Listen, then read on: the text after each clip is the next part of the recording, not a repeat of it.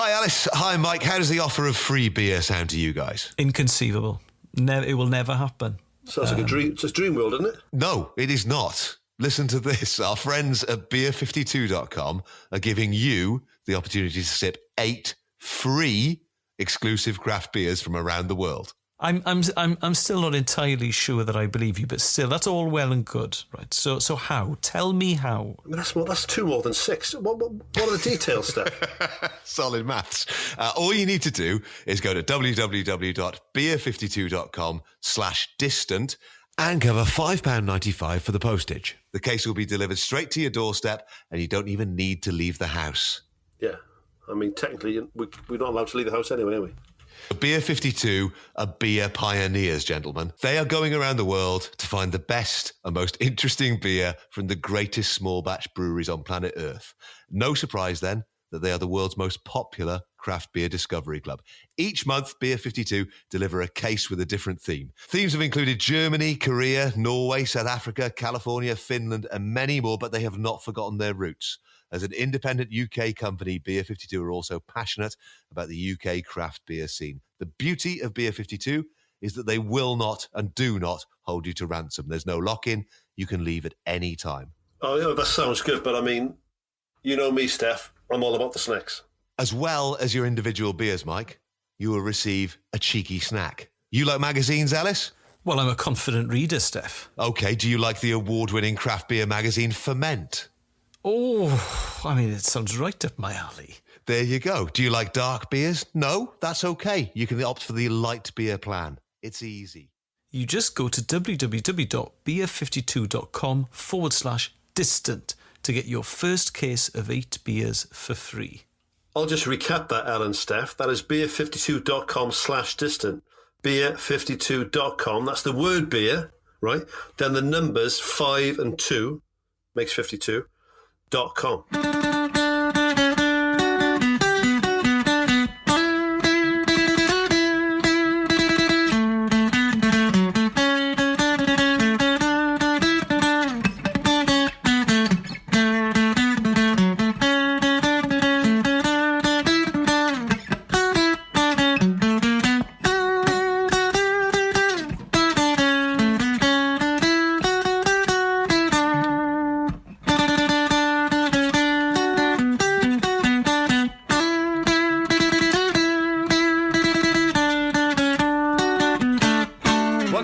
For episode number 9, Mike, Elis and I bring 2 clips of something sporty each with us. We bring a sports book as well, and one of us gets to choose a documentary. It's my choice this episode. Mike, how's things? All good?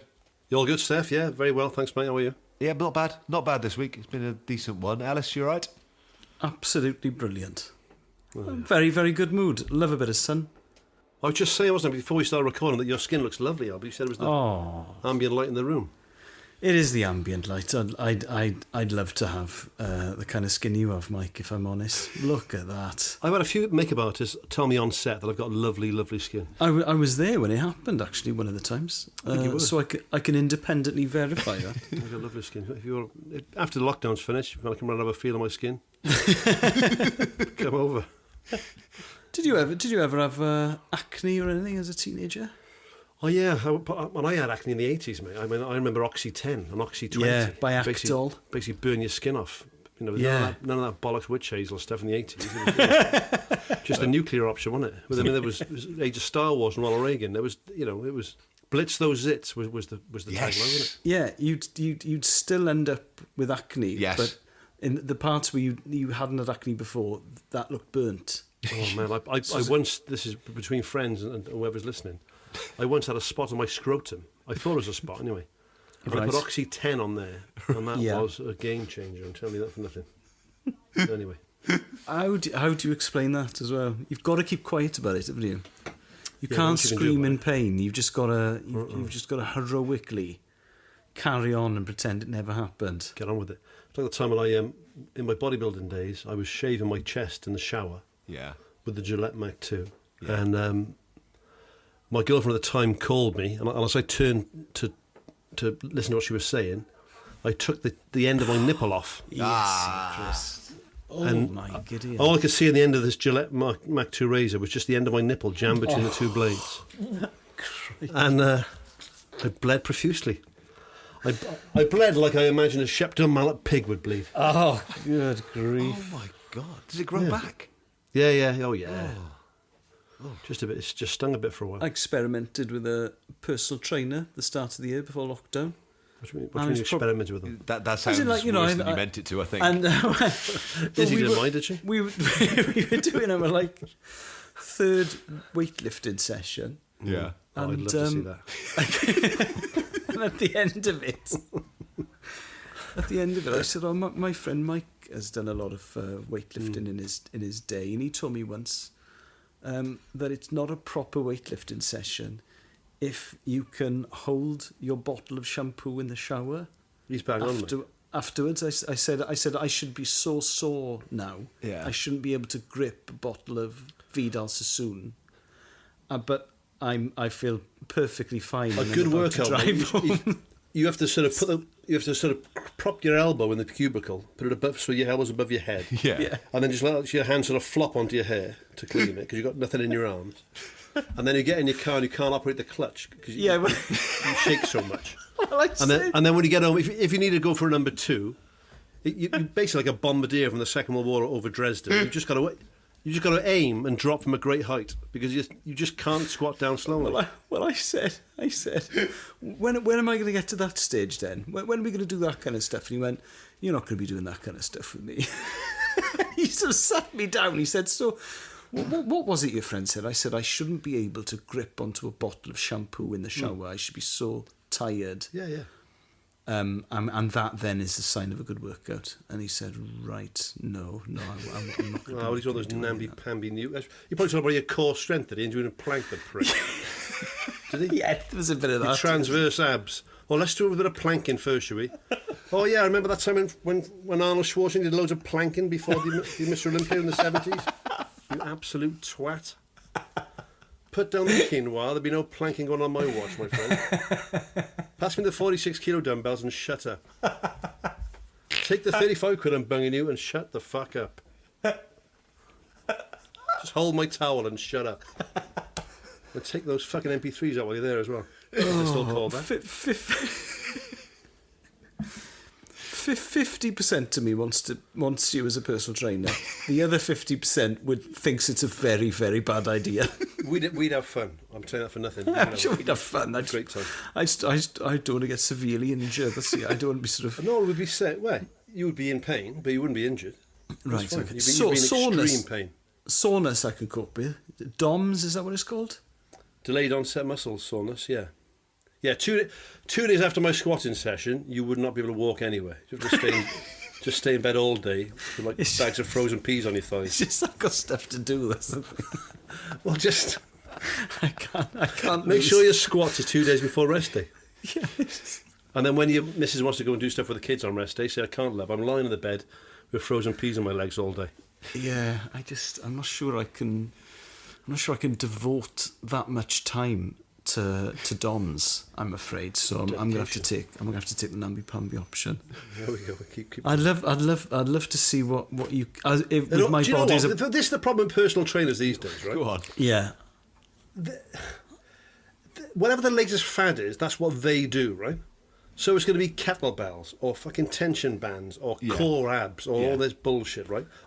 There's certain things that haven't changed, immutable truths, right? Yeah. If you want to get stronger, lift heavier weights, right? If you want to get faster, go for a run, right?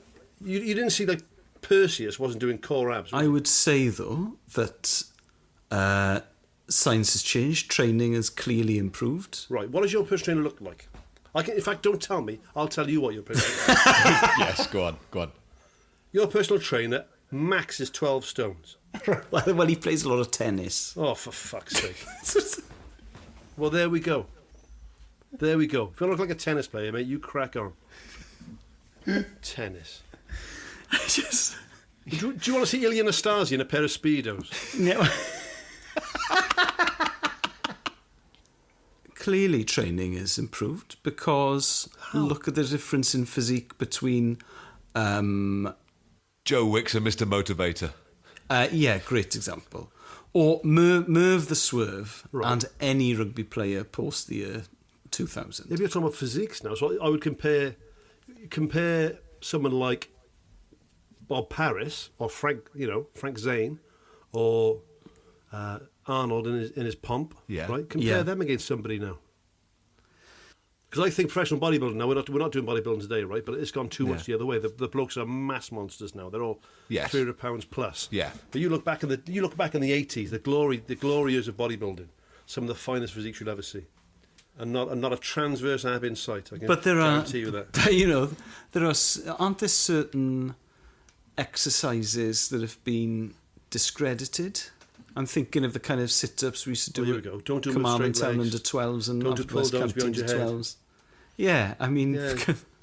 I mean, it didn't hurt Arnold Schwarzenegger or Sean Ray, but I'm sure if Tennis Boy tells you to only do pull-downs to your chest, then he's the bloke to listen to. And plus, he's a British tennis player. Do you know what that means? It means he turned up for tennis once. He's in the team because he turned up. Tennis player. I love the idea of my 3 months. My body is a blank canvas, giving Mike Bubbins license to Carte create. blanche. I guarantee you now, right? If someone wants to get behind this, if you gave me 12 weeks of your time, Yeah. I would transform you Right. Okay. But into what? into Elis Shane's 2.0. Right? Better than he was before. Better, stronger, Shredded. Faster. Right, Mike, you are first up for round number 1. What have we got? Right, this fella, I'll be honest with you, a year ago I'd never heard of him. I have golf lessons on a fairly regular basis with a lovely man called John Hastings, I may have mentioned before. And John was telling me who his favourite golfers were, and he said my number one golfer is Mo Norman. I said, do you mean Greg Norman? He said no, Mo Norman. You corrected your golf tutor on golfers. Yeah. Strong start. I said, I've never heard of Mo Norman, right? So he said, right, go home and look him up. It's just such an interesting story. I'll just give a quick bit of preamble. I think nowadays he'd be recognised fairly early on in his life that he had he was autistic or he had Asperger's. The time that he was born, that sort of thing wasn't diagnosed. He was just seen as different and strange and a bit odd. Was just a fabulously talented golfer who never had a lesson, had a swing that was completely unique. Like Tiger Woods said only 2 people in history had ever owned their golf swing. Yeah. I think one was Ben Hogan. He said and the other one was Mo Norman.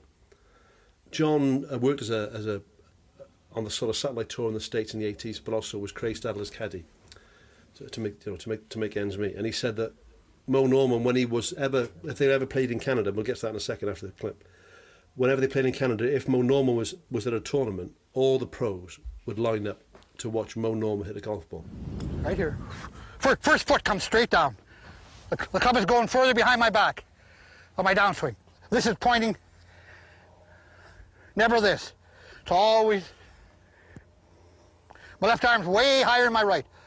Way high. You can always put the club in this way. Never, the other way. That would fall there. My club would always fall. Never in front of me. Always back behind me.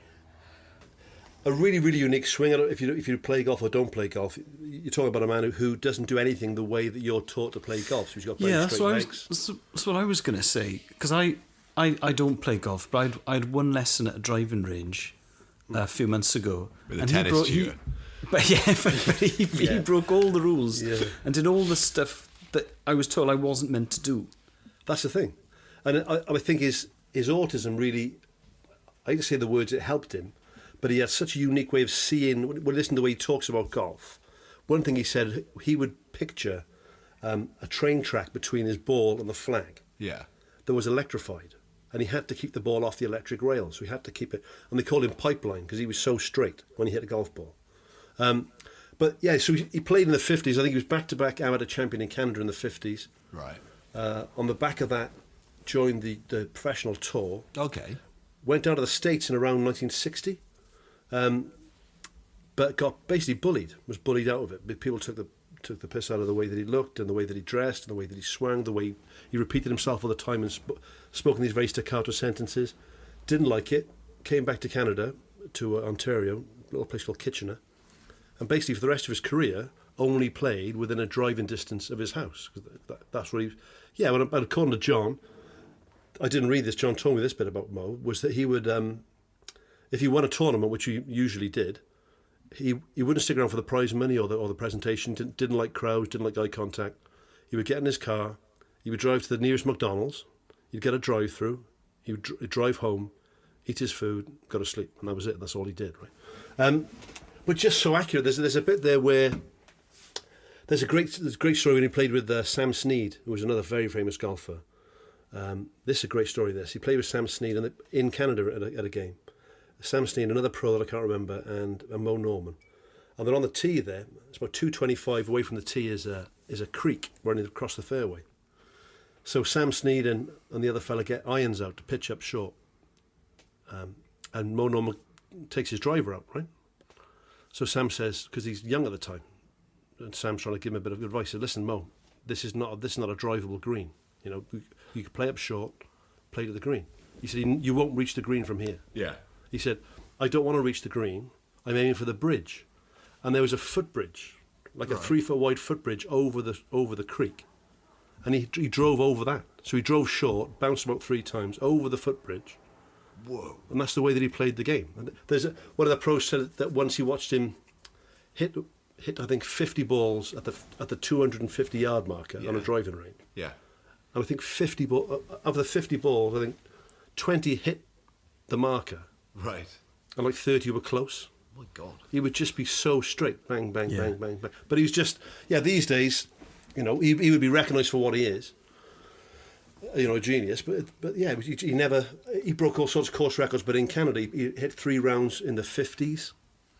He hit three rounds at 61. Yeah, it's just like his record in Canada was absolutely insane. When they brought the senior tour into Canadian golf, in I think 1979, Mo Norman entered. He won it in 79, 80, 81, 82, 83, 84, 85. Came 5th in 86 and won it again in 87. I do love any very successful sports person with an unorthodox technique. There's something so refreshing about it. I'm off the top of my head, the way Michael Johnson used to run the gate, the way he would almost leaning back. Short stride pattern as well. It just looks wrong, and yet he is destroying all the records. And he's winning gold medals. Emile Zatapek, the greatest distance runner of all time. If you look at him running, he looks what a mess.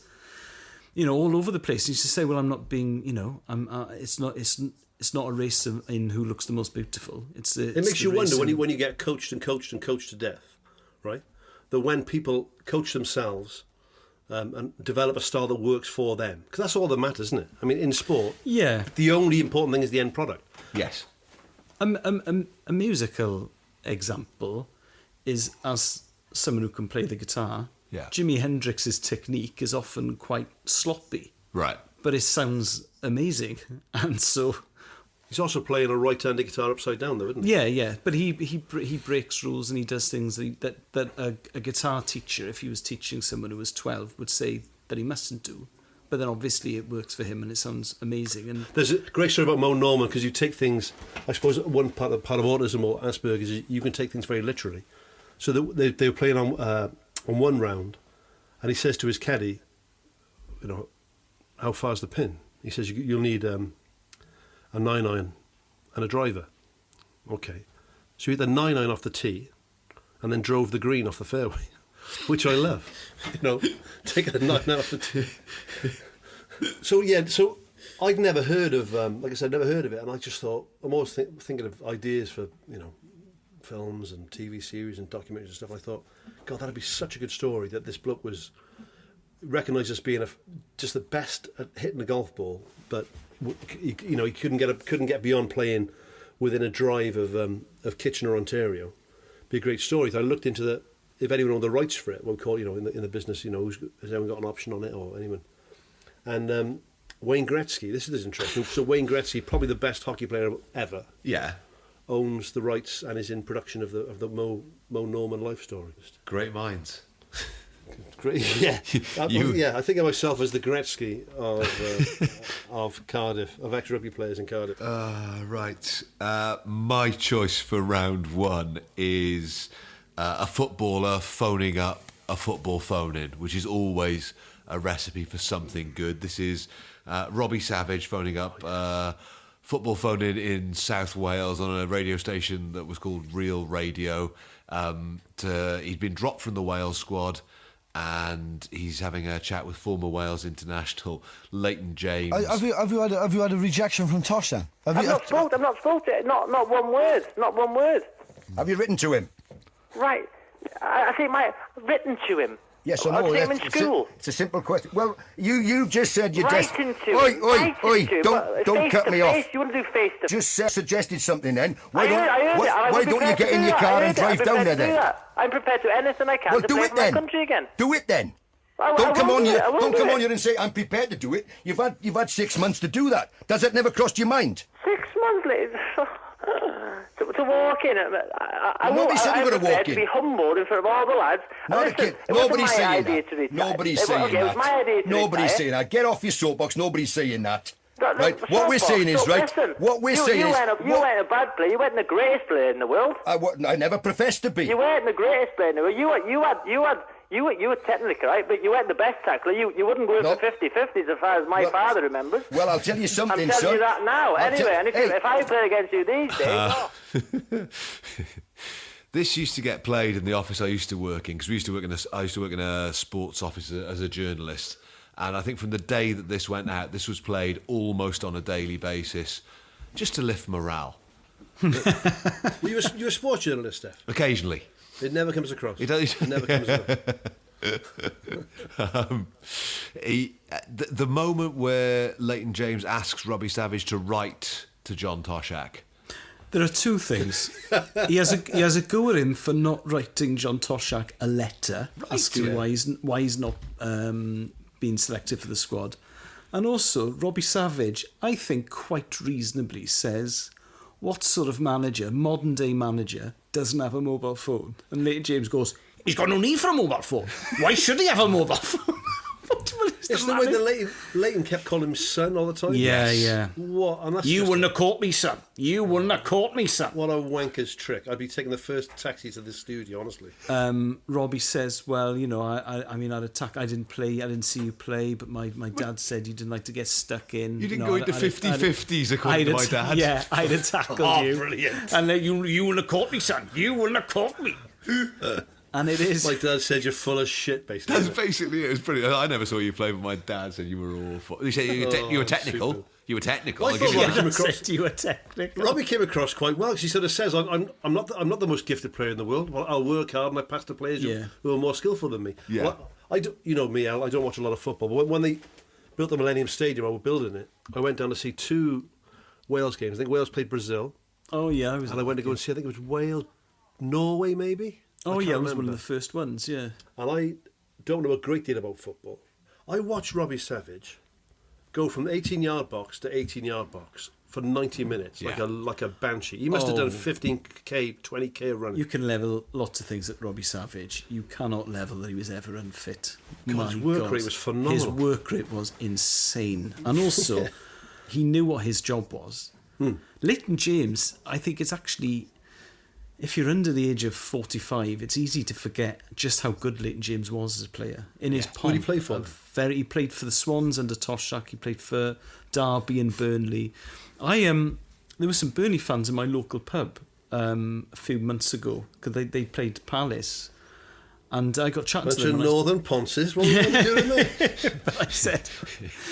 But I said, oh well, you know, whenever I think of Burnley, I think of Leighton James. Yeah. And they were all in their 50s and 60s, and they all went world class. He was the best winger in Europe in his day. Yeah. And he was a really good player for Wales. What was Leighton's problem with Robbie? Was it not personal? Well, Leighton and John Toshak were teammates for Wales in the 70s, and also then Toshak, when he was playing manager of the Swans, Leighton was in his team. You know, the Swansea's most successful side of the early 80s, the one that went 4th division to 1st division and came 6th in the 1st division. So, they go back a long way, those two. But I remember my dad telling me in the week a couple of great stories. One was that I didn't realise that before I came on the scene, so sort of 1970, 71, around that time. Yeah. My dad and my mum would go to see Cardiff City play at Ninian Park, which I didn't know. And Mum would wear, I think I told you, Mum would wear like she was a school teacher at the time, she'd wear a blonde wig so no one can the kids that she taught wouldn't be able to recognise her, like standing in the bob bank. And my dad... What the fuck? What the fuck? What the fucking hell was that? My old man should be a Swansea fan. I said, not now, Mum. Right, so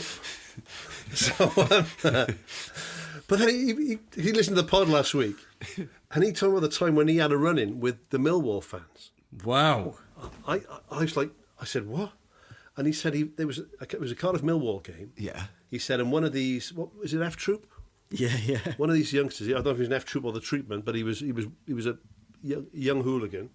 Is running through, I don't know what part of the stand it was in, but knocked this lady over and knocked her cup of tea everywhere, being a bit of a dick. So my old man, being my old man, grabbed this bloke by the neck, right? Said next Street thing, justice. Just to grip him, say what you're doing, sort of thing. So next thing, there's about 8 or 9 of these Millwall lads and my dad. And my dad thinks I'm going to get a shoe in here. This is what's going to happen next. And then 2 of the Cardiff City team, one was a Scottish player and one was, I think, a Welsh boy, basically stepped into the stand. This is the end of the first half. Stepped into the stand to back my dad up, at which point the Cardiff City fans have obviously got the players' backs as well. So that's all sorted. Come on, Harry the dog. Chill out. But also Harry the dog. You've got to be back at playgroup in the morning. Come on. It is quite rare. That's on your CV. It is quite rare that the players themselves get involved. I remember Carragher doing this with Adrian Durham on TalkSport. Yes. Adrian Durham had accused Carragher of lacking bottle. Yes. So Carragher called him up and said, "What are you talking about?" And, stood his ground. And did Lampard? I think Frank Lampard found up something, didn't he? Yeah. Talk sport off the top of my I think head. it might have been Adrian Durham again, actually. Yeah. Adrian Durham is previous to this kind of thing. I mean, I listened to that, and I didn't think Robbie Savage came off badly from that at all. No, and also it's the pre-606 media Robbie Savage. So he comes across as being quite meek. Yes, he does, And I had the pleasure of interviewing Robbie Savage last week. I'd never met him before. Yeah. And we started recording at 1:30. I asked my first question at 1:33. I didn't say anything then, apart from thanking him for coming on the podcast at 3:20. Because, I've got a lot of time for Robbie. I like his punditry. Yeah. But like his hair. he just doesn't stop talking. And he, nowadays, he would give both barrels to Leighton James because he does that on 606 every week, and that is his role. And he did it to me. So he played with Ryan Giggs in the class of 92. I said, so do you think that Ryan has got the attributes to be a successful Wales manager? Yeah. And he went, well, what do you think, Elis? And he completely turned the conversation back on me. And I got absolutely savaged. I got saved. And because I hadn't expected to be answering the questions. I felt like some poor sod who's on the way back from Stoke away, because he's had a few cans, decided to call 606. When he's driving to gigs or driving from gigs, to put 606 on and listen to punters, someone who, I'm not knocking truck drivers, but someone who's a truck driver taking complete umbrage with a particular formation. And having this brilliant idea how the game should be played and what that manager should be doing with the team, right? And then at what point do you stop indulging those people? Because obviously you've got to get people phoning in, and it's nice to have the banter. But you must want to say at some point, mate, no offence, but you're speaking out your arse. You don't know what you're talking about. What Robbie doesn't say in that clip, which is what he means, but he doesn't say it in so many words, is, listen, we have a very shallow player base because Wales is a small country. Yeah. It's a strange decision that he doesn't select me when I'm playing for Blackburn Rovers, who came sixth that season and qualified for the UEFA Cup. Perhaps you're playing with better players, Robbie. Perhaps you're playing with better players. Two guys. But it's also it's a bit of a wanker's trick. All right, then who are you better than then? So it could be a comedy booker, it might be a boss, it might be a football manager, it might be a pundit. For him to say to Robbie on air, who are you better than then? The presenter says, well, actually, there is, even if you include Kumas and Simon Davis and Giggs on the left-hand side, there is still a gap in that midfield. And he goes, who would you pick then? Who would you pick? And he goes, well, I would pick Robbie Savage. Yeah, I took Robbie's on the phone. He did. That was a classic, wasn't it? But then Leighton's like, oh, you're all ganging up on me. Eh? Yes. Yeah. Oh, it's like that, is it? It's like that, is it? Yeah. Get me on you. You can all gang on me, is it? Right, oh, I get it. No, I get it. That's right. Fair enough. Yeah. Oh, like, have a go at Leighton day, is it? Let's fucking have a go at Leighton. Have a pop of Leighton today, is it? Leighton, just hang on a minute, mate. Oh, I fucking reading your mail, mate. Do I get new? Oh, sunshine. I can fucking suss you out.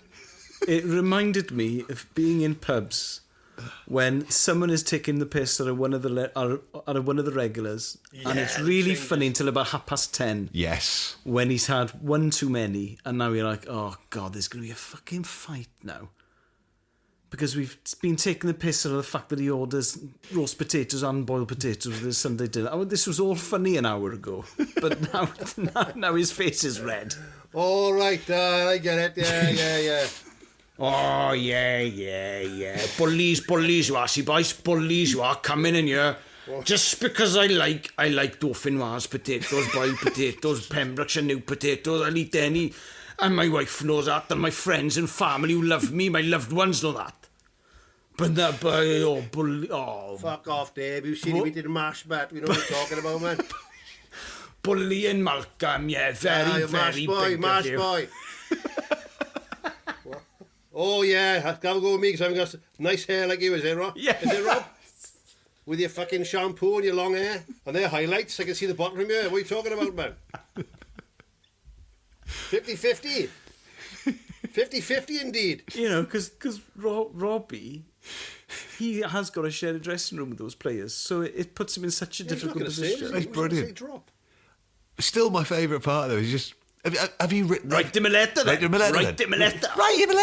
Like we're in school. We're going to write to him. Yes. I say to my missus, my lovely wife's an English teacher. She's a deputy head now. Well done, Cal. It saves me having to have a job, right? So, but they still, as part of GCSE in this country, right? GCSE English, yes. Right? Write a letter to your local MP explaining that. I said, fuck me, these kids have never seen a pen. What are they going to write? And it's like how you got to write stuff, like your address, top left corner, then their address, and then the tagline, and then dear so and so. I said, Kelly, no one's writing letters, right? Who's writing letters to anybody? Apart from Robbie Savage to John Toshak, no one's writing letters. English GCSE, question 3. You are a disgruntled Premier League footballer. Your manager has just dropped you from the national setup. Yeah. He does not have a mobile phone.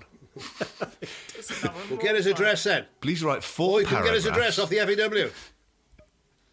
Get a post box or something. Some of his reasoning, it sounds like two drunk men arguing. He sounds like he's having a kebab in the second half. There's fucking chili sauce on here, man. I told you what? And the way he gets... I said garlic sauce. And the way he gets Robbie to admit that he hasn't written John Toshak a letter. Brilliant. Well, there you go then. You clearly don't want to play for your country. Oh, so you want to play for your country, do you? But you can't be bothered to buy a stamp. Leighton, I didn't have a stamp. You could borrow a stamp. I didn't have a stamp. Can I ask you a question, Robbie? Can I ask you a question? You play for Blackburn. I'm assuming you don't live in the town itself. You probably live in the outskirts of some small village in Lancashire. Does your village have a shop? Yeah? Well, could you buy yourself an envelope and a stamp? Does your village have a post box, Robbie? Do you pass a post box on your way into training on a daily basis? Well, there we are then. International footballer, Rob, and you can't afford 21p for the first class stamp, is it? Yeah. Go second class. Go second class is not a fixture for 3 months. All right, then it'll take a day longer to arrive. That's how much you want to play for your country, is it? Leighton. Great clip. Dear. Right, Elis, round number 1. What have you gone for this week? You hear this phrase said an awful lot, especially in contact sports, of playing through the pain, taking one for the team. What's that Vince Lombardi quote, Bubs? I don't expect anyone to play injured, but I expect everyone to play hurt. I think especially sports like rugby union and or rugby league and boxing, you know, there are famous examples, but I cannot think of a better example of an athlete putting their body on the line than this. She knows what to do. She will go and she is ready.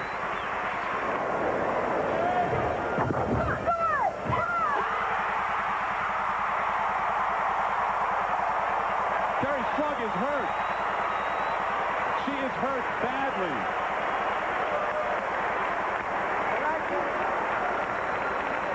Well, John, we saw her limping after the first ball. She has either twisted her ankle or something worse. She hurt herself on the first vault. Probably the last thing she should have done was vault again, but she did, and now she is in a lot of pain.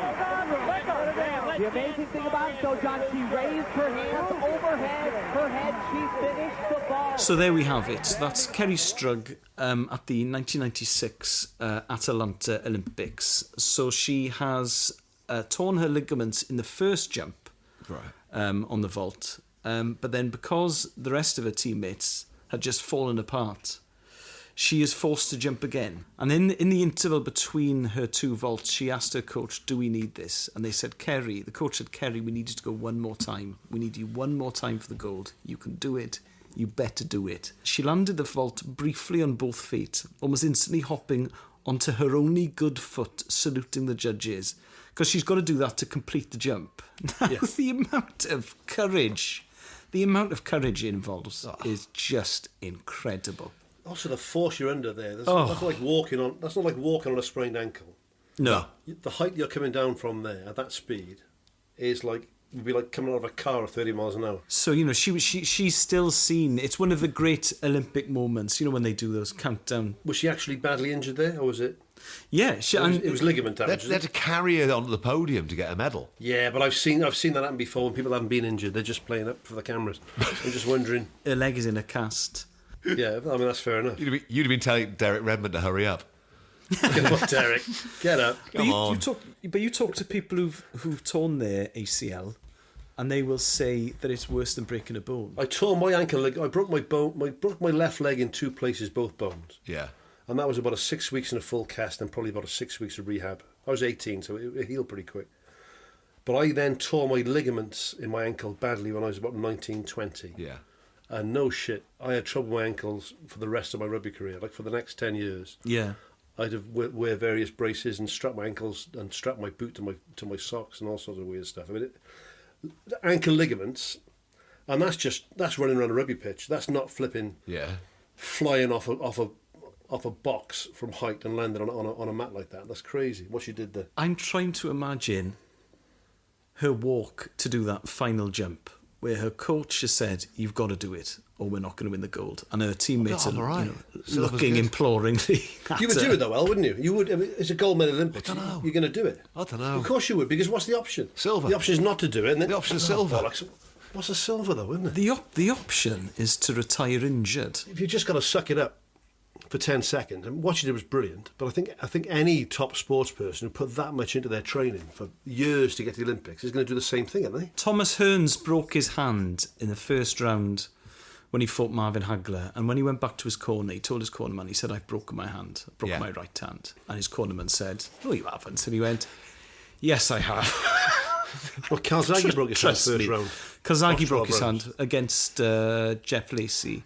But I wonder what it is about watching sport. Yeah. Do you really admire that?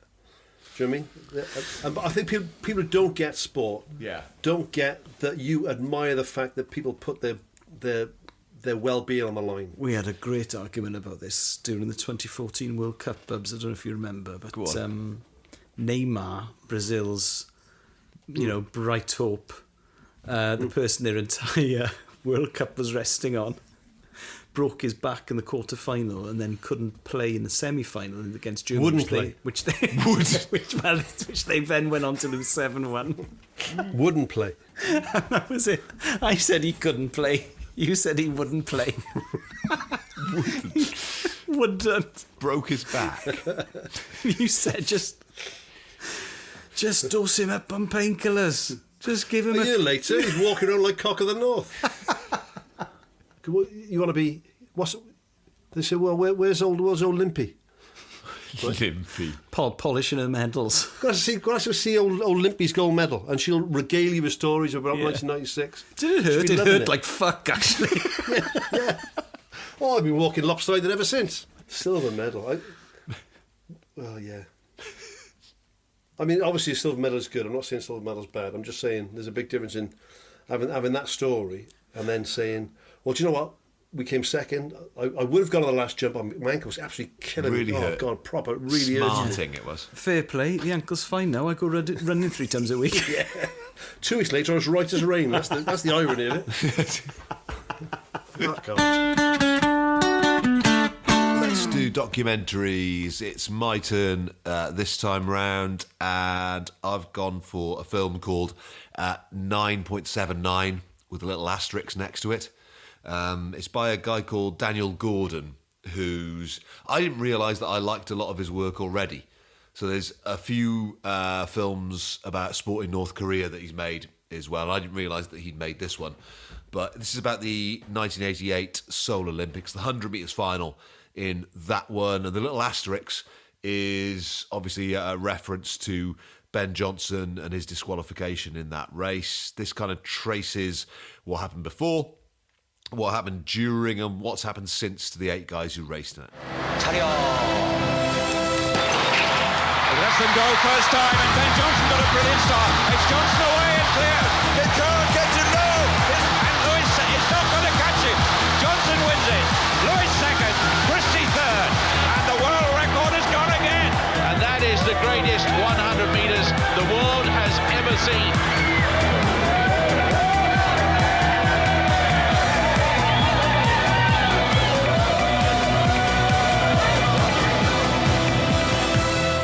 I've just been handed a piece of paper here that if it's right, it'll be the most dramatic story out of these Olympics or perhaps any others. You've done it again, Steff. You've done it again. What? You've picked an absolutely brilliant documentary. I'd watched it years ago, and sometimes when you've watched something years ago, it's not actually as good as you remember it being. I had the same thing with Beverly Hills Ninja with Chris Farley. I saw it once in Canada drunk, and I got it on video back here about 6 months later, and it was rubbish. So sorry, go on. So Ben Johnson, his story is reasonably well known. Probably the most high profile until Lance came along of being a cheat. I would say still the highest profile ever. Do you think? Only because I don't think the Tour de France, as big as it is, has the global impact of 100 metres at the Olympics. It's the biggest race at the world's biggest sporting event, apart from the World Cup.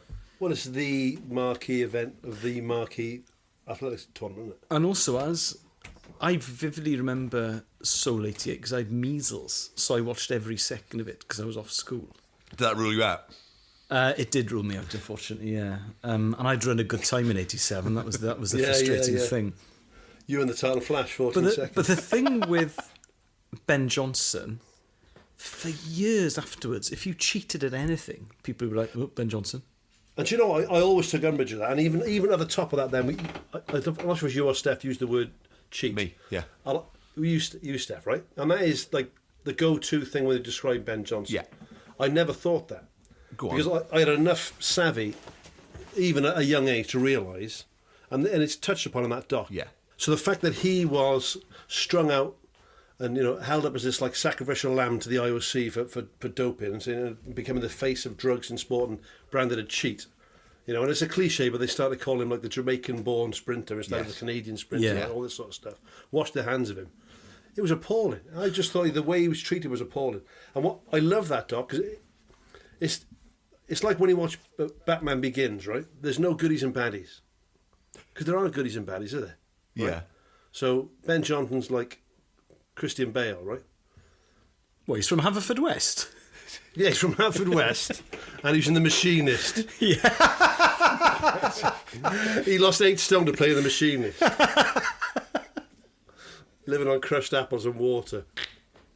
There's no rights and wrongs, is what I'm saying. It's not black and white. Athletics and sport and life is not black and white, right? There's that great moment where Des Lynam is handed the sheet of paper. Yes. And Des Lynam, a broadcaster famous for being unflappable. Yes. raises an eyebrow. So you know that if Lynham's raising an eyebrow, Jonathan Pearce is, he's screaming from the rooftops. So does Lynham say... Pearce's dick is out. Lynham's eyebrows up. Motson's unzipped, but he's not sure which way it's going to go. The cage is open, but the beast is asleep. So anyway, and Lynham looks at the camera and says, "Well, if this is true, then this is the greatest scandal in Olympic history." And it was massive. And also, the thing I vividly remember about it is when it was on the news. I remember my mum going, "Well, he's obviously on drugs. Look at him. Look at his eyes. Look at his eyes. His eyes." Everyone became an expert on the side effects of like nandrolone. Yeah. And he's faster than the rest of them. Well, the thing with the documentary is the documentary hints quite strongly that he was spiked. He was spiked, and also that there were other people at it. Yes. And Ben Johnson, I think, believes that he was spiked, and he believes that he carried the can unfairly and was doing something that everyone else was doing, but he is the fall guy. Now, even if he was spiked, because at the start it says, as long as you stop taking your drugs 28 days before the race, they can't catch you. So you do your training on drugs and then you do the race clean. So there's all sorts of theories about why he was caught, because if he'd been doing it properly, he wouldn't have been caught. Yeah, ultimately, he is still a cheat for taking performance-enhancing drugs. See, I don't think of it as a cheat still. That always just grates on me, that word cheat. But that's Lance Armstrong's argument, isn't it? But I wrote papers on this as well when I was in uni. Yeah. Only about performance enhancing drugs, and there's just it's not as black and white as people think. I drew an analogy once with, like, you can be the Swiss bobsled team, right? Yes. And you can work in complete secret. You can have the best metals. You can have the best materials. You can have your diet regulated. You can work with the finest sports psychologists and physicians and everything else, right? Your bobsled can be worth millions of dollars, right? Yeah. Right?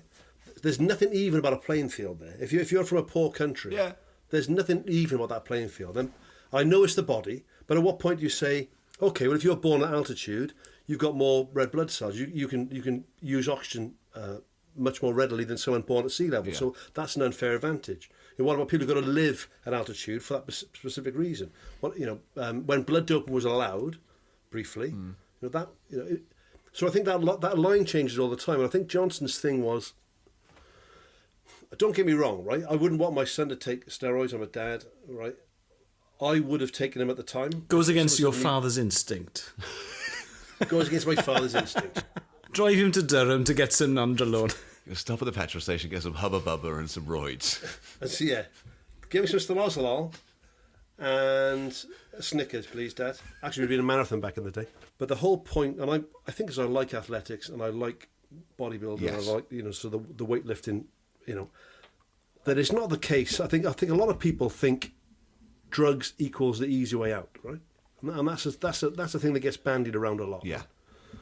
And what was nice about that documentary is one of the doctors there was saying it wasn't the case that, if you worked so hard in a training session, you might be wiped out for 3 days. Yeah. Right? But if you took this steroid, you could probably train again that day. Yeah. Or certainly the next day, right? So you could train harder and longer. It's not the fact that you're taking shortcuts. No, you're still training. You're training harder than people who aren't on gear a lot of the time. But it was such a big scandal. I think what people thought was happening was that Ben Johnson was quite an average athlete. Yeah. And then he was injected with something that turned him into Superman. And then he was fast. Yeah, exactly. And then he was fast. And then you could take, Bill next door and inject him with something, and even though he's a 50-year-old civil servant working for County Council, suddenly then he's able to run a 987. He's suddenly able to run sub 10 second 100 metres. Bill's got bronze of the Europeans. Whereas in reality, it allows you to recover more quickly from your training, so you can train even harder. And you've got to remember, right, this is the thing, right? And you mentioned about Calvin Smith being the only one not tainted with something. Well, no, it's him and the Brazilian guy who seems to be the coolest person in the world. world. Who is absolutely adorable. Robson da Silva just strikes me as the nicest. I might have missed out on millions. Absolutely incredible that Robson de Silva could get to a 100-metre final at the Olympics with about as much cutting edge as your average toddler. He's like, I was just happy to be there, to be honest, and just I've got a nice life. Actually, I had a bad start in the 100-metre final, the race that defined me and defined a generation of sprinters, because I was just thinking about how great my life was. Come on, mate, go on the B of the bang. Go on the G of bang. Yeah, you got the bit where he goes, but I sleep at night. Yeah, that was so lovely. That I was like, I didn't cheat. I'm all right with it. So lovely that, because that's the thing. You look at Ben Johnson, and he looks like he hasn't slept since 1988. He's like a crushed man. 30 years after the event. The saddest thing about it is he's in a very modest house. Yes. Yeah. And one of the opening shots of the documentary, which, if I haven't made this explicit already, you must watch, because it is a tremendous documentary. But he's in his little basement of his quite modest house, and all of his medals are just in an old cardboard box. Yeah. And they're all tangled together. The ribbons are all tangled. And like fan mail, just a huge box of fan mail, some of which he's never opened. He won gold at the Rome World Championships in 1987 and broke the world record. Then he gets 9.79 in the 88 Olympics, and for 48 hours is Olympic champion. Nobody came close to 9.79 for a long time. I think it was 11 years before somebody broke the 9.79 barrier, because he had smashed the record. And, he had a tremendous career. He was a brilliant athlete with one of the great rivalries. That Carl Lewis-Ben Johnson rivalry, it's up there with McEnroe and Borg, and it's up there with Cohen or Vett. It is a tremendous sporting rivalry which benefited them both. Because the thing with Carl Lewis, he was never really popular.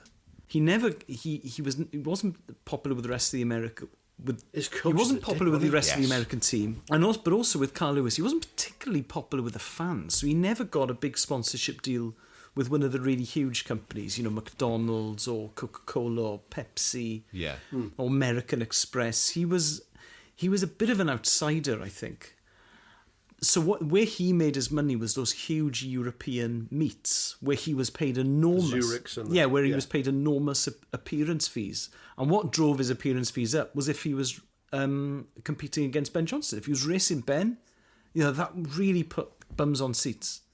The problem with steroids and performance enhancing drugs is that you have to go on. You have to clamp down on it, because if you don't, then everyone your personal as the tennis trainer. But then cut down on it. You've been told your trainer again, have you? Cut down on the steroids. Do some more planking. Ease back on the steroids. Yeah, cut back on the steroids. 6 more burpees, Al. 6 more. 6 more. If the Olympics said, if the IOC said, all right, then go for it. Make a level playing field, take what you want. You'd end up with 22-years-olds having heart attacks and dying. That is what would happen. That is running 7 seconds. I don't think that would happen. Running 4 second 100 metres. Swings and roundabouts, mate. 30-minute marathon. So while I was doing a bit of weight training, I didn't want to, I've only been drug tested once in my life. Right. But I didn't want to get banned, So I would always be reading to see what was banned, what wasn't banned, what could I take. So you take everything up to the point? A lot of the boys would take ephedrine. Yeah. Right? Because that was legal. Yeah. And then they banned ephedrine, so we stopped taking it. That's a stimulant, isn't it? Yeah. So there's always like this... Super Red Bull. Yeah. It's like drinking 10 cans of Red Bull. Right? And then we saw Ultimate Orange. Remember that, Steff? Ultimate Orange. Brilliant. Oh, man. It was like... oh, Christ. Yeah.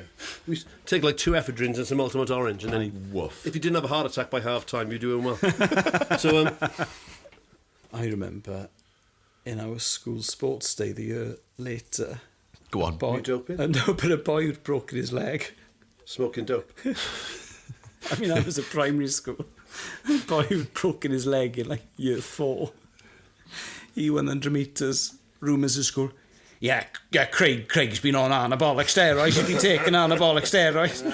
The whole broken leg was a ruse. I remember telling my dad when I got home. He's not 5 seconds off his time. I said, Neil Morgan told me that Craig has broken his leg and he's on anabolic steroids and he won 100 metres. My dad was like, of course he's not on anabolics. He's 8 years old. He's not even running for the county. He's not very good on anabolic steroids. He's not even running for the county. Come on. He's blood doping. Yeah. No, serious. I saw him taking tablets at dinner time. The dinner ladies told him off for taking his tablets. It was anabolic steroids. A couple of hay fever pills. No, seriously, the Piriton makes him run super fast. He injects himself every day in a thigh. How old is he? 9. And he won't eat Mars bars. I think he's diabetic, mate. I don't... Sounds like he's got diabetes. No, he's shooting up here. Have you seen him doing it? No, yes, because he's... Once he took so many steroids, he passed out. No, because one of the doctors... I think he's in diabetic shock there. His father knows one of the doctors at Withy Bush Hospital, and he gave him the tablets and made him super fast. I remember when I was playing rugby, I went out with a girl over there, and her old man was a doctor. And I had this really bad hip injury for a long time, like they call him a hip pointer, like right deep in the hip joint. It just wouldn't go away. And one day at the house, he just said, "I can sort that out for you." I said, "Really?" He said, "Yeah, come upstairs." And he gets his box of tricks out and gave me a shot in my hip, an injection. Right. Well, I was right as rain. I remember coming back and telling my dad that, like, my girlfriend said and taking me upstairs to inject my arse. I was like 21 years old at the time. My dad went through the roof. But it did work, so, you know. So all I had to do was suck his dick. Something about protein in it, or vitamin E or something? Zinc? Is it zinc? He had a load of pineapple. Yeah. It tasted quite nice. He's known as Dr. Zinc in Canada. He's Dr. Z. Have a spoonful of cinnamon, come over here. Dr. Z. What have we got to do? What have we got to take? I've got to drink pineapple juice 3 times a day. Apparently it makes a difference. And then it's just really nice for about 5 minutes, and then my hip feels pain. He sucks all the lactic acid out of me. Dr. Z. Oh, good.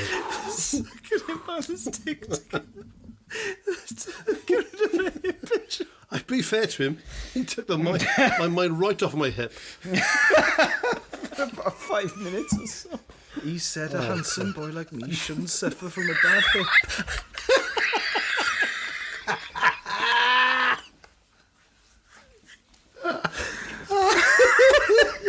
I've got to be honest, Dad, my hip hasn't hurt me for a couple of years, but I keep going back to it.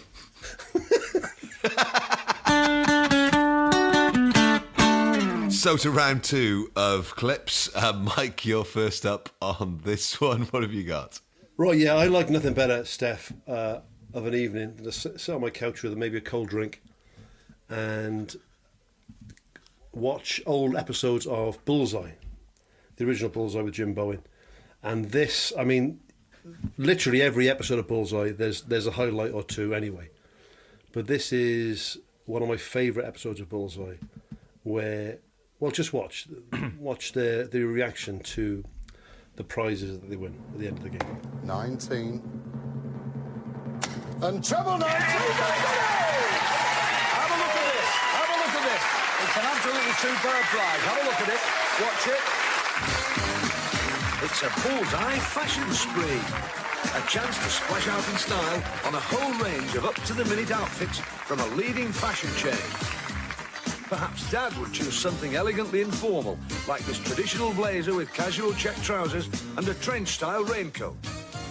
There's lots of stuff to love about Bullseye. The one that always sticks in my mind is, you know, there were no drones, there was no CCTV camera in your local pub. You know, there was no surveillance to speak of. Right? Yeah. All you had to do is get 2 mates who were good at darts. Yes. Right? Tell the producers one of you's crap. Yes. And then win Bullseye. Yes. Yeah. Yes. It was the massive British honesty of saying we need 2 players. One's got to be good at darts. One's got to be crap at darts, right? And then people turned up that actually were crap at darts. Yeah. Right? In a darts competition, I would just blag it. All you got to do is hit like a triple 20. Oh, I can't believe it. So I can't just hit the Not balls, another lucky throw. You know what I mean? So they play, and that final of that. Beginner's luck. Is that what they call it? Is that the phrase, beginner's luck? Yeah. So the one fella gets up there and he literally can't hit the ball. Right? These 2 northern working class fellas win basically a selection of what can only be described as shit clothes.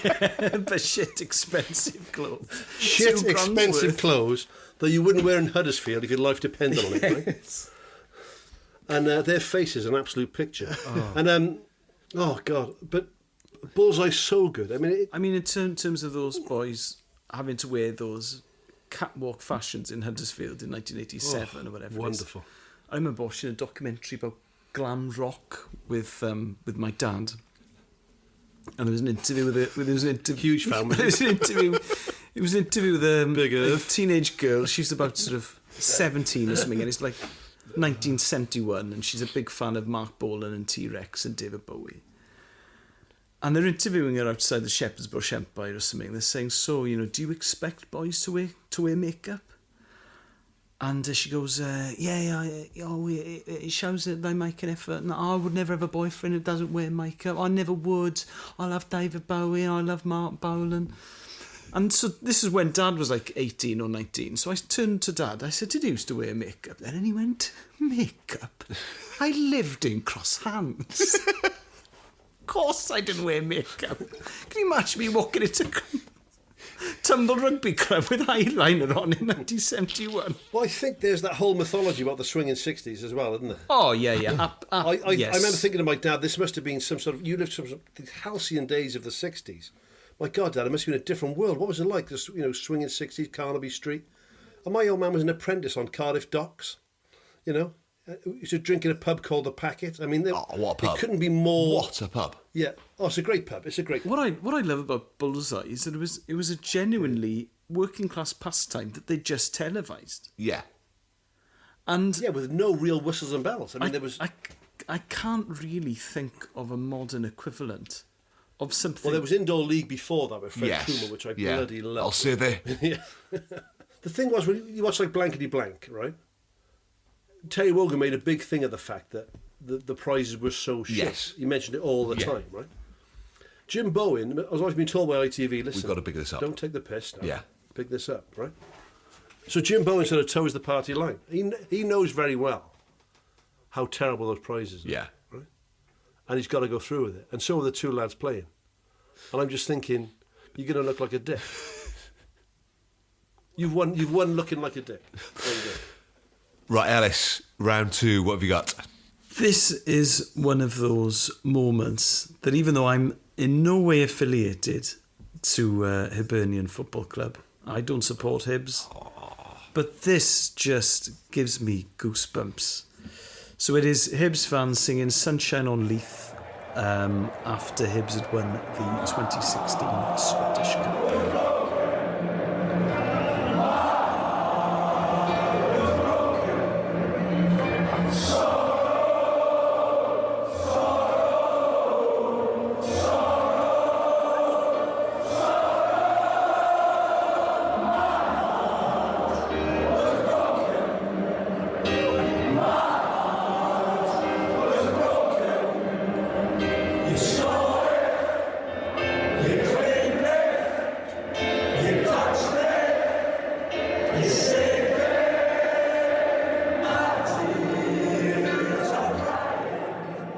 Now, it's a brilliant song because it's not your typical football song for a kick-off. It's by the Proclaimers, who are big Hibs fans.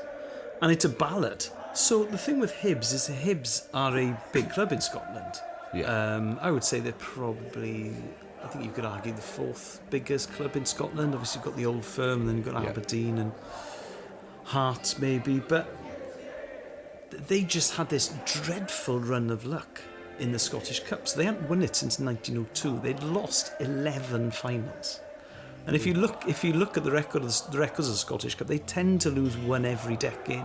So they're never quite good enough to cross the line. So they had won the league since 1902. They'd won the league in the 50s. They got to the semi-final of the European Cup in 1955, I think. But they just could not win the Scottish Cup.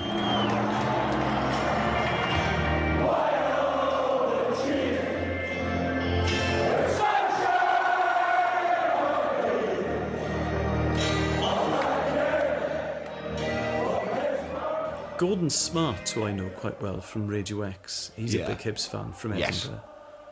And he saw me tweeted about this because it is a clip I come back to quite often. Yeah. And he said, it's the best day of my life. And I count the birth of my children in that. And I think, obviously, we're preaching to the converted here because of the nature of this podcast. But if you are one of those people who doesn't like sport, I feel sorry for you, actually, in the same way that I have met in my time people who just don't like music. Yes. People who don't like all music. So David Mitchell, the comedian, he doesn't like music. He's not interested in music. How can you not like all music? There was a guy who I used to work with who said, what's the point? Yeah. What's the point? Well, you know, I don't know. There is no where to answer begin. to that, is there? I don't know where to begin.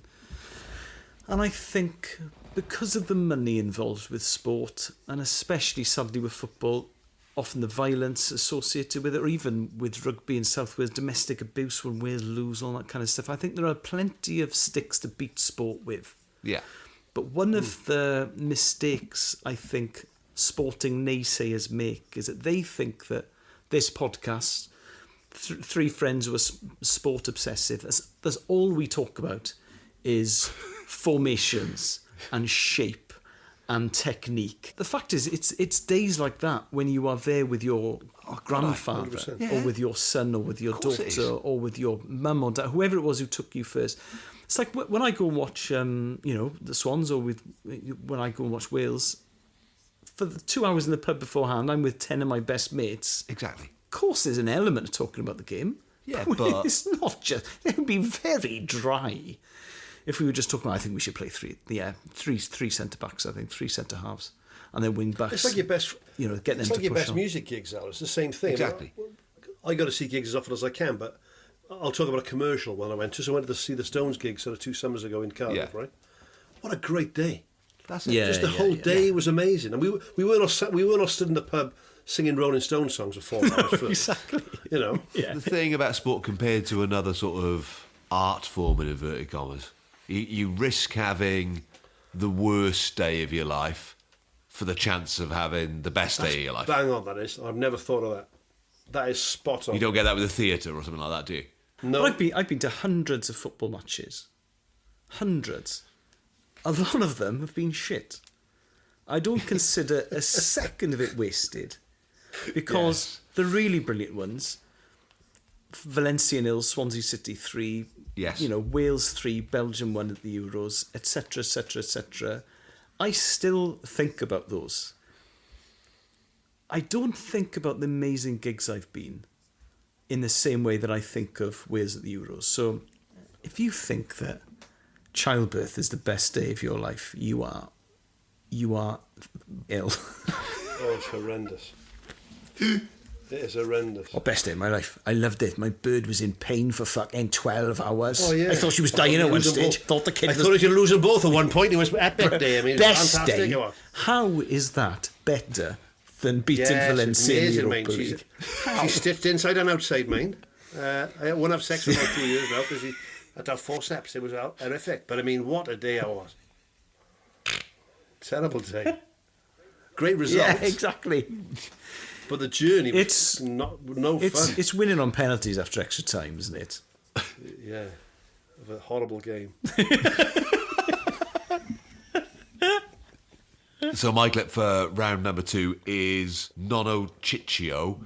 He is an Italian football fan. He's a Foggia fan. And this is one of those sort of 4-minute documentaries that the guys at Copa 90 make for YouTube. È un amore scoppiato, mi ha trasformato la vita. So this guy is 90 years old. He is, according to the title, the world's oldest ultra. Went to see his first game in the 30s, stole a bike to go and get there, and ever since then he has been a Foggia fan. And what a dude. I like the fact that he has toured Italy purely on the basis of, I've been to Milan, but to watch a game. But it's the same principle as those Hibs fans. Yes. Foggia are not a big club. No, 100%. They're not a successful club, and he's had an absolutely fantastic life. Well, second division or like third division, tier, yeah. But he's a 90-year-old hammering it down the motorway in his car, banging the horn. This is this is gone now because the club is far better supported. But when I first started going away with the Swans, there was often only a few hundred of us, and you knew everyone's faces. You go away? Because... What do you mean by away? There's only 150 who are going to Rochdale. You will know the other 149 who are willing to travel to Rochdale on a Monday night. I think the best part of that clip, and it is a great clip, it must be such an absolute tonic to be a nonagenarian and to be stood there with a bunch of young lads all shouting about the fact you can still get a boner. Yes. Not a Chicchio has a hard cock is one of their chants. I mean, that is really cut to the heart of the matter there, isn't it? I mean, they appreciate that he's 90. Yeah, and he loves football. He's probably having erectile difficulties, right?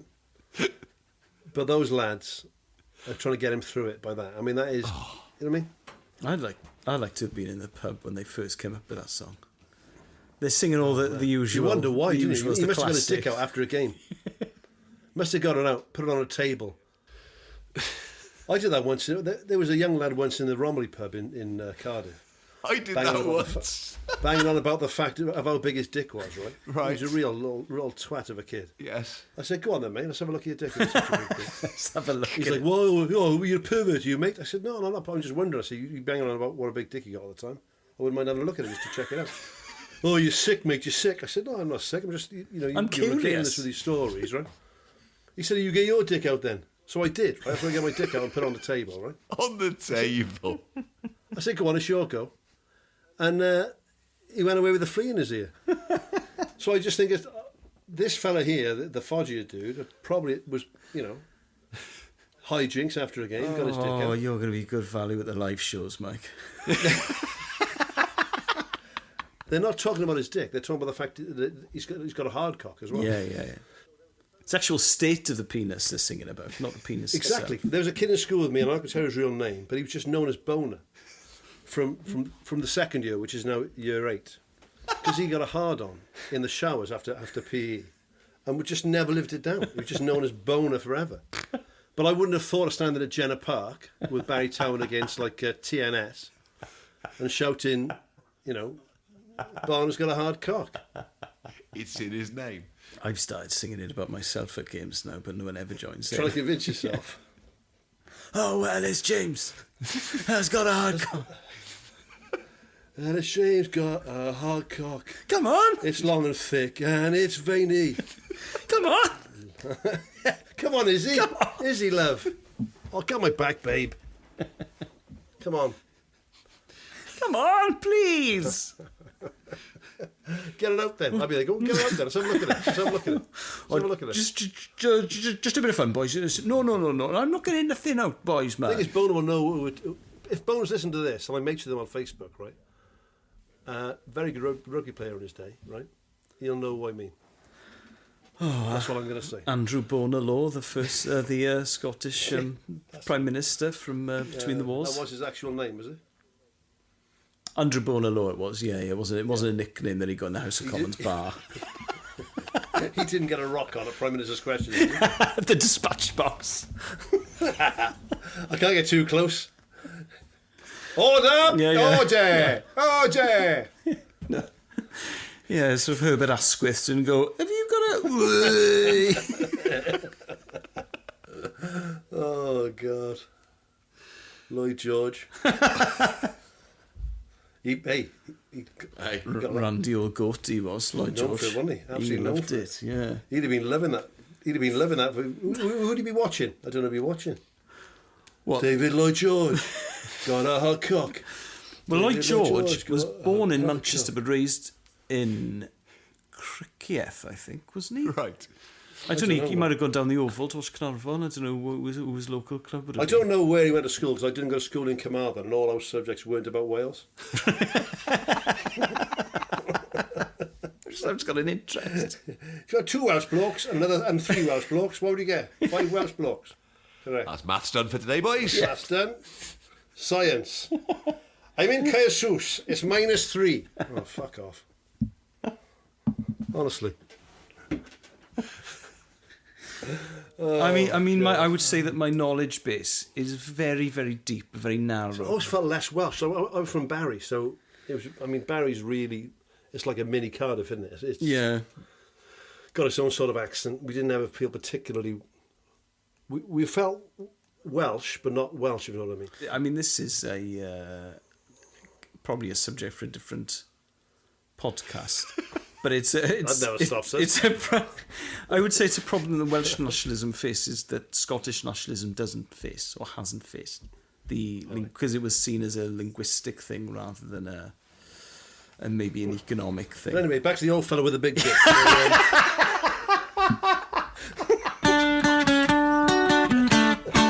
Let's round things off then with books for this week. Elis, what have you gone for this week? My book is Living on the Volcano, The Secrets of Surviving as a Football Manager by Michael Calvin.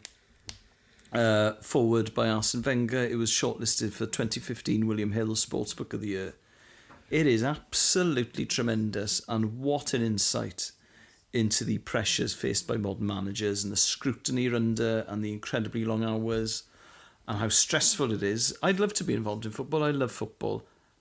There wasn't a sentence in this book that made me think that being a manager sounded good. Admittedly, if you're someone like Mark Hughes and you're at that level where you're continually employed by Premier League teams and then you get sacked before the end of your contract and then you get the big payoff, so he's earned millions for not fulfilling his contract, then yes, obviously it is more difficult to feel sympathy for someone like that. But certainly, once you're below championship level, they're not earning big money, but it's such a precarious job. It's a really fascinating book, and Michael Calvin in particular is a very, very good writer. So he wrote The Nowhere Men about scouts and scouting, which I will do as a book, as one of my book choices, no doubt. But if you're interested in what it's like to be a manager, I can't think of a better insight than the one provided by Living on the Volcano.